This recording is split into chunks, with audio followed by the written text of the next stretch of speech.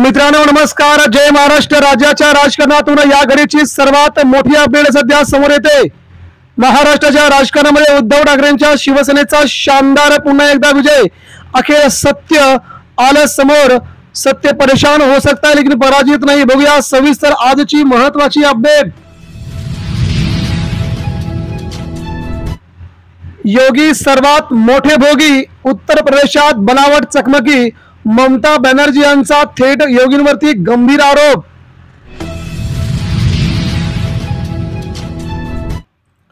ना भाजपना हिंदूंचा ना मुसलमानांचा, भाजप कोणाचाही नाही।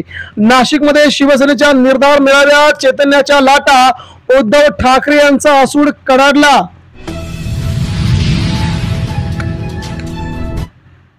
भूषण गवई बनले सरन्यायाधीश। महाराष्ट्राच्या सुपुत्राची सर्वोच्च भरारी। आता होणार देशाचे सर्वात मोठे सरन्यायाधीश।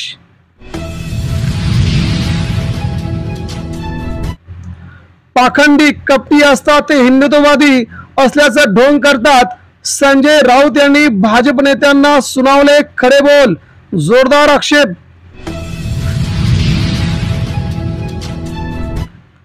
दंगलीच्या आडून महाराष्ट्र लुटण्याचे षडयंत्र। हर्षवर्धन सपकाळ यांचा भाजपवरती हल्लाबोल। नागपुरात काँग्रेसचा सद्भावना शांती मोर्चा संपन्न।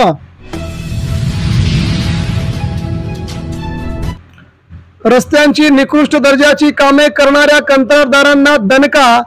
पालिकेने वसूल केला 45 लाखांचा दंड। 2 वर्षासाठी निविदाही भरता येणार नाही। कुणाल कामराला अटक करण्याची आवश्यकता नाही। मुंबई हायकोर्टाकडून कुणाल कामराला मोठा दिलासा। शिंदेगडला झटका। निकाल ठेवला राखून।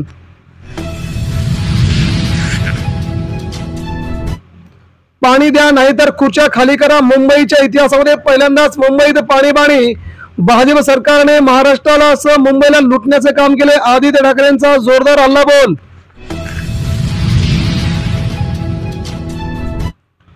फडणवीस सरकारने 100 दिवसात अस्वस्थ महाराष्ट्र दिला।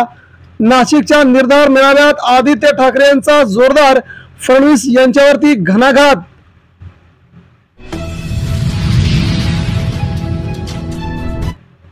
भाजप अध्यक्षपदासाठी दिल्लीत जोर बैठका। अमित शहा राजनाथ सिंह यांच्यात बैठक। महाराष्ट्रातून 3 नावं अग्रेर असल्याची सर्वात मोठी अपडेट। ना हिंदूंचा ना मुसलमानांचा, भाजप कोणाचाही नाही। भाजप फक्त सर्वांना गुंगवतो। भाजप हा पक्ष फोडणारा पक्ष असण्याची ठाकरेंची टीका। माझ्या आत्महत्येला सरकार जबाबदार। हे महायुती सरकारमुळेच मी आत्महत्या केली। युवा पुरस्कार विरोधी शेतकऱ्याची आत्महत्या। बुलढाणा जिल्ह्यामध्ये घटना। सणाच्या दिवशीच मृत्यूला कवटाळल्याने सगळीकडून होते सरकारवरती टीका।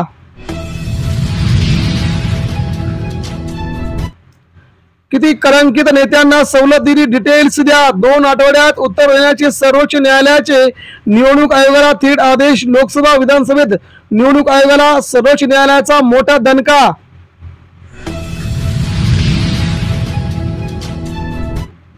शेतकऱ्यांना कर्जमुक्ती देण्यासाठी काय घाबरता? मुनगंटीवार यांनी त्यांच्याच भाजप नेत्यांना सुनावलं। सरकारने जर जाहीरनामा दिला असेल तर आता कर्जमुक्ती करायला काय हरकत आहे? मुनगंटीवार।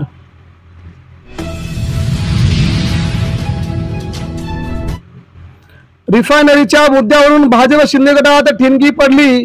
रिफायनरी विषय संपला म्हणणारे आता काय करणार? पर्यावरणाचा ऱ्हास करण्याकरता आमच्याकडे जमीन नाही। बारसूवासियांचा पुन्हा एकदा निर्धार।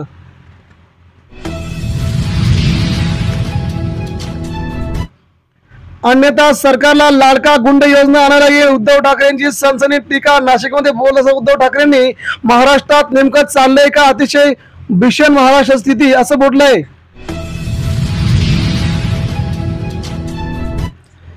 ओबीसी आरक्षणाचा घोळ। पालिका निवडणूक लटकली। मुंबई महापालिकेचा राज्यातील 27 महापालिका, जिल्हा परिषदा, पंचायत समितीच्या निवडणुका अखेर दिवाळीपर्यंत लटकल्याची माहिती।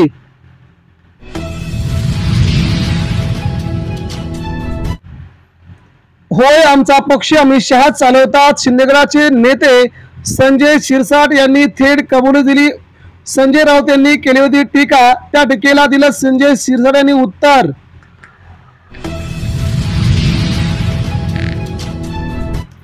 मुंबईतील 25,000 कोटींच्या प्रकल्पांचे महिन्याभरात टेंडर. मुख्यमंत्र्यांचा पालिका निवडणुकीवरती डोळा राखून मुंबईत विविध विकास कामांना केली आहे फडणवीसांनी सुरुवात.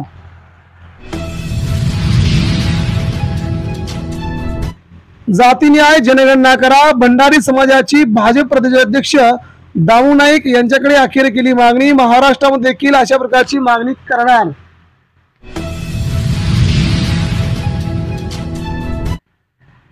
राजकारण सोडून घरी बसू पण शिवसेना सोडणार नाही. ठाकरेंच्या 4 बड्या चेहऱ्यांचा नाशकात निर्धार. महाराष्ट्रामध्ये 4 बडे नेते फिरणार संपूर्ण गावोगाव. ठाकरेंचा पुन्हा एकदा निर्धार.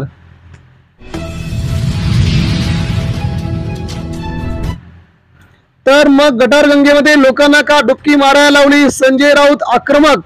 सरकारला सवाल करत संजय राऊतांनी भाजप शिंदेला घेतले धारेवरती धरले.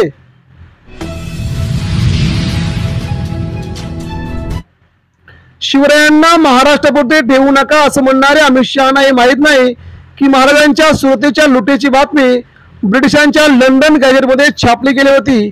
उद्धव ठाकरेंचा अमित शहांवरती पुन्हा एकदा हल्लाबोल.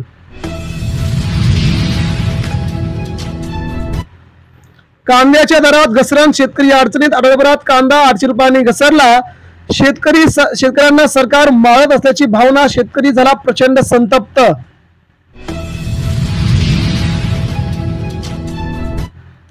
जो कोणी स्वराज्यावर चालून येईल त्याला इथल्या मातीत गाडला जाईल याचं प्रतीक आहे औरंगजेबाची कबर. पण भाजपला हे शौर्याचं प्रतीक पुसून टाकायचे. आदित्य ठाकरेंचा हल्लाबोल.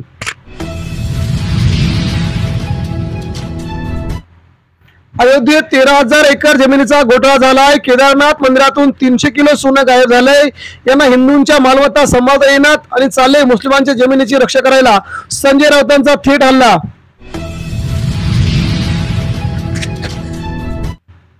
व्यापारी मित्रांसाठी भाजपचा वक्फच्या जमिनीवर डोळा. उद्धव ठाकरे यांचा कमलाबाईच्या डोंगावरती प्रहार. जिरांनाही लाजवेल असा भाजपचा मुसलमानांचा कळवळ असल्याचा ठाकरेंनी केला प्रहार.